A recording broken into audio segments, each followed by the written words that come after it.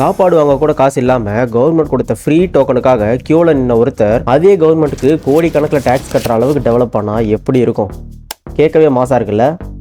அவர் தான் உக்ரைன் நாட்டில் பிறந்து அமெரிக்காவுக்கு கூடி போன ஜான் கோம். வறுமை காரணமாக அவரும் அவங்க அம்மாவும் துப்புரவு தொழிலாளர்களாக வேலை பார்த்தாங்க. ஆனால் ஜானுக்கு கம்ப்யூட்டர் மேலே ஒரு வெறி இருந்தது. காசு இல்லாததால் பழைய புத்தகங்களை கடனாக வாங்கி படித்து கோடிங் கற்றுக்கிட்டாரு. ஒரு கட்டத்தில் யாஹூ கம்பெனியில் வேலை கிடைச்சது. ஆனால் ஃபேஸ்புக் அண்ட் ட்விட்டரில் வேலை கேட்டு போனப்போ உனக்கு தகுதி இல்லைன்னு சொல்லி அவரை ரிஜெக்ட் பண்ணிட்டாங்க. அவமானம் துரத்துனப்போ அவர் சோர்ந்து போகலை. 2009 ஆப்பிள் ஃபோன் வந்தப்போ உலக மக்கள் எல்லாரும் ஈஸியாக பேசிக்க ஒரு ஆப் வேணும்னு நினச்சாரு. அதுதான் வாட்ஸ்அப். ஆரம்பத்தில் பல தோல்விகள், ஆப் அடிக்கடி கிராஷ் ஆச்சு.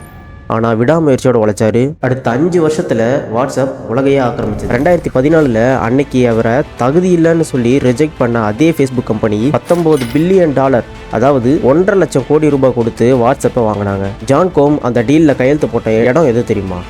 ஒரு காலத்தில் சாப்பாட்டு டோக்கன் வாங்க அவர் கியூவில் நின்ன அதே பழைய கட்டடம். உங்களை வேணாம்னு ஒதுக்கின அதே உலகம் உங்கள் பின்னாடி வந்து நிற்கிற வரைக்கும் உங்கள் உழைப்பை நிறுத்தாதீங்க. இந்த மாஸ் ஸ்டோரி உங்களுக்கு பிடிச்சிருந்தா நம்ம கற்றால் பயன்பாடு சேனலை சப்ஸ்கிரைப் பண்ணிக்கோங்க. உங்கள் ஃப்ரெண்ட்ஸ் அண்ட் அக்வைண்டன்ஸ்க்கும் இந்த வீடியோவை ஷேர் பண்ணுங்கள். இந்த வாட்ஸ்அப் ஃபவுண்டர் ஜான் கோமுடைய ஃபுல் பயோகிராஃபி வேணும்னா எஸ்னு கமெண்ட் பண்ணுங்கள். கூடிய சீக்கிரம் அப்லோட் பண்ணுறோம். தேங்க்ஸ் ஃபார் வாட்சிங்.